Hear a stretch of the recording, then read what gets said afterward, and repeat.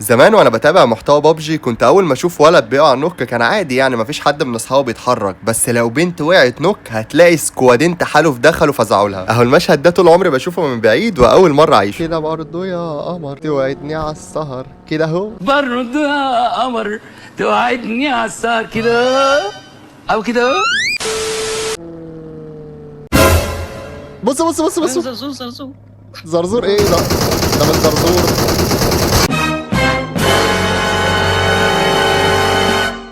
ده صرصور. ده مش زرزور. توتة. توتة. ده نهار ابونا ازرق.